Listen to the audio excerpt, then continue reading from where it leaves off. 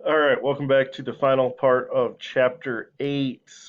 Lincoln will end up delivering what we call the Gettysburg Address, which will be probably um, number two or three of his most famous speeches that he will ever give.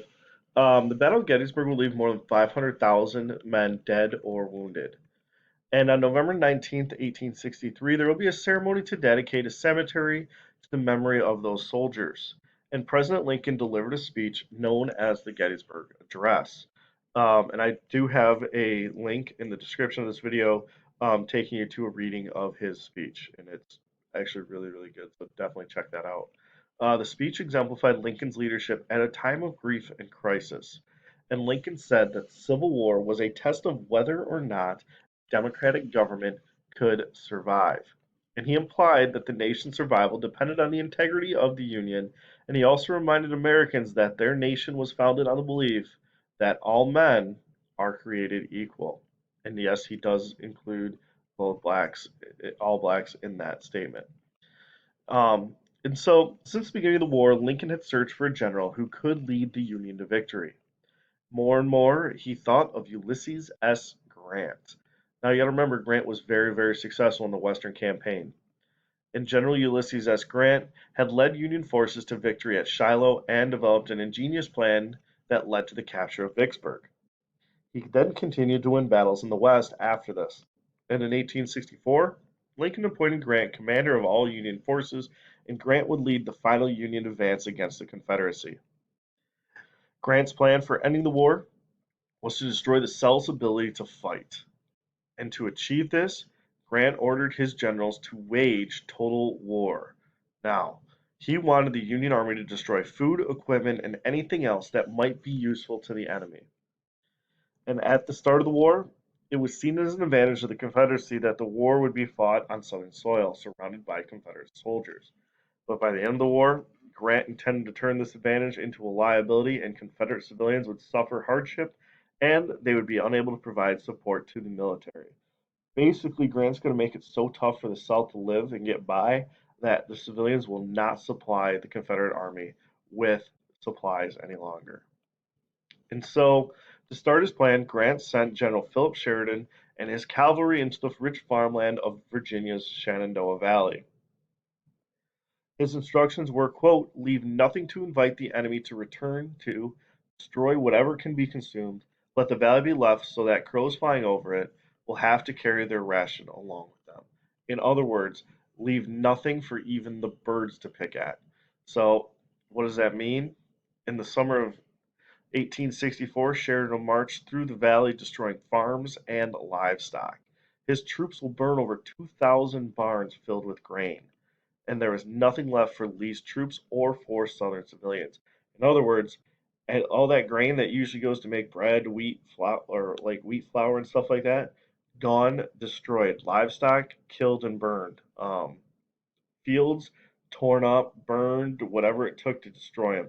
There was nothing left in this area. Everything got burned and destroyed, with the exception of people's houses. They were good about that. They didn't destroy homes if they could help it. And so Grant also ordered General William Tecumseh Sherman to capture Atlanta, Georgia, and to march to Savannah on the Atlantic coast. And there's quite a big gap between Atlanta and Savannah, but Sherman's tasked with capturing Atlanta and then marching to Savannah, which is another Confederate stronghold. And this is going to take place right around the same time as the Shenandoah Valley campaign. So, like Sheridan, Sherman had orders to destroy everything useful to the South. Sherman's troops captured Atlanta in September of 1864 and began their campaign by turning the people of Atlanta out of their homes and burning a large portion of the city. So basically, Union troops came in, took the people out of their homes, and then burned part of a good chunk of the city down to the ground. And it's kind of weird because all this happened in Atlanta, so you'd think like they would hate Sherman, which I'm sure a lot of people in Atlanta did at the time. But if you're ever in the Atlanta airport, part of the underground sections of the airport to get from one terminal to the other, they have huge murals on the wall, and one of them is actually depicting Sherman's March to the Sea, which is what we're talking about right now. So I thought that was kind of different, but also very unique that it would be there in Atlanta. And Sherman began his march to sea after this capture of Atlanta. As they marched through Georgia, Sherman's troops ripped up railroad tracks, killed livestock, and tore up fields. So what they would do to the railroad tracks, so you couldn't easily rebuild them, is when they tore the big metal pieces off, they would set them aside, and then they'd take all the timber that held them.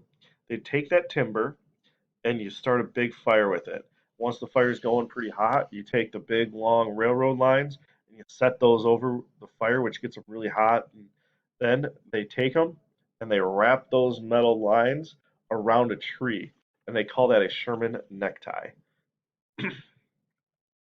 So they also burned barns, homes, bridges, and factories, but spared civilian lives. They did whatever it took to not kill civilians because they didn't want to be seen as barbaric.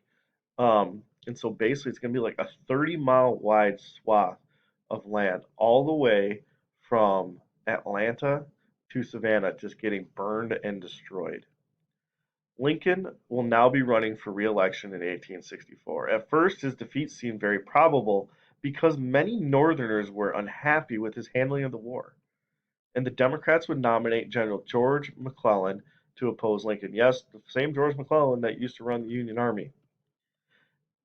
Democrats adopted a resolution demanding the immediate end of hostilities against the South and were also willing to restore slavery if that meant bringing peace to the nation and bringing the South back in. In September, Sherman took Atlanta, and the North rallied around Lincoln. So, because of Sheridan and the Shenandoah and how successful that was, and now how successful Sherman's being in the South, people will once again rally around Lincoln. And Sheridan's victory, like I said in Shenandoah in October, further increased Lincoln's popularity now. And remember, they vote in November. So, in the election in November of 1864, the vote was close, but Lincoln remained president. And by close, the Electoral College map that I'm pull up on the next page makes it look like it wasn't very close, but Lincoln only won by 4 million votes, which really isn't a whole lot. So, as you can see, New Jersey, Delaware, and Kentucky all voted for McClellan. Everyone else pretty much voted for Lincoln as far as electoral vote goes. But you got to remember, there's only 4 million votes, and the entire South didn't even vote because they were part of the Confederate States of America at this point. And so, in his first inaugural address, Lincoln emphasized the importance of the Union of the States, which he viewed as never ending. In the Gettysburg Address, he emphasized the importance of maintaining the Union. And finally, in his second inaugural, he highlighted slavery as a violation of equality and liberty and still emphasized the preservation of unity by urging people to bind up the nation's wounds. So, in other words, when this is over, we have to fix all wounds among the nation. And Grant would finally begin to drive to capture Richmond in May of 1864. Throughout the spring and summer, he pursued Lee across eastern Virginia. Northerners read with horror in the newspaper that 60,000 men were killed or wounded in a single month at the battles of the Wilderness, Spotsylvania, and Cold Harbor. These will be very, very bloody battles and very, very tough fights for the Union. Still, Grant will press on with his Virginia campaign because he knew the Union could replace the men and supplies, but the South could not.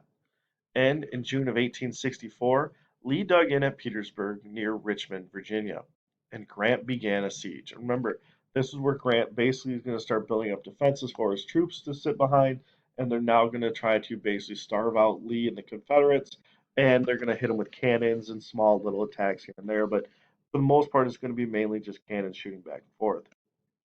9 months later, with a fresh supply of troops, Grant took Petersburg on April 2nd, 1865, and in the same day would take Richmond. So now the capital of the Confederacy has fallen. Lee will withdraw his army to a small Virginia town called Appomattox Courthouse now. There, a week later, they were trapped by Union troops, and Lee knew that his men would be slaughtered if he kept fighting. So on April 9th, 1865, Lee will surrender. At Appomattox Courthouse, Grant offered generous terms of surrender. Officers were allowed to keep their pistols, and soldiers who had horses could keep them as well. So Traditionally, if you're an officer and you surrender, you hand over your sidearm now. So you'd hand over your pistol. Back um, in the Revolutionary War era, you would hand over your sword. Um, Different things like that as a form of surrender of giving up your weapons. Grant knew the animals, though, would be needed for spring plowing. That's why he allowed soldiers who had horses to keep them, because he knew they're going to need those horses basically to get their fields and farms running again. Finally, Grant ordered each officer and man to be allowed to return to his home and not to be disturbed by the United States authorities again. And he did this because Grant realized that now that the war is over, these men are no longer rebels. They're once again our brothers and sisters in the United States as United States citizens. And so, as the Confederates surrendered, Union soldiers began to cheer, but Grant ordered them to be silenced because, like I said, the rebels were now part of the Union once again. And so that divide that there once was technically no longer exists. And so the war was over, but people who lived through it would remember it all their lives. On both sides, hometowns honored returning veterans with ceremonies.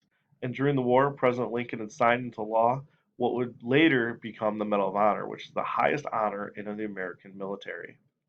Over 1,500 soldiers were awarded the Medal of Honor for their heroic actions during the Civil War. And the cost of the Civil War would be immense. More than 360,000 Union soldiers and 250,000 Confederate soldiers died. That's 610,000 Americans killed during this war. The war cost $20 billion, which is more than 11 times the entire amount spent by the federal government between 1789 and 1861. So, based between the founding of the Constitution and when the war broke out, that's 11 times more money than was spent during that period. Civil War was also a major turning point in American history. No longer would Americans speak of the nation as a confederation of states. So before the war, Americans referred to the U.S. as these United States, implying that it's kind of a group of countries coming together to form the United States. After the war, Americans spoke of the United States. In other words, we are one nation, not a bunch of separate nations coming together to form the United States. We are just one nation, which is the United States. And so the idea that each state might secede if it chose to was dead. And at the same time, the federal government will grow. And so the war ended slavery in the United States, and for years Americans had debated whether slavery could exist in a nation dedicated to liberty and equality. And that question was no longer an issue any longer.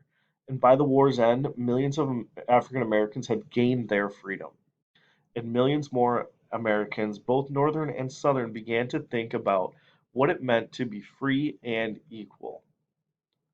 And to be sure, a long, difficult struggle for equality laid ahead. And it would take almost 100 years before African Americans saw significant changes in their or improvements in their civil rights. And we'll talk more about that next chapter when we get to Reconstruction. But yet, Lincoln's words at the Gettysburg were prophetic when he said, "We here highly resolve that this nation, under God, shall have a new birth of freedom." And so, from out of the cruel, bitter, here-rending war, the United States emerged a stronger and freer nation. And that's where I leave you for today. Please check out the videos I have linked in the description, and make sure you take the quiz on the book website for today as well.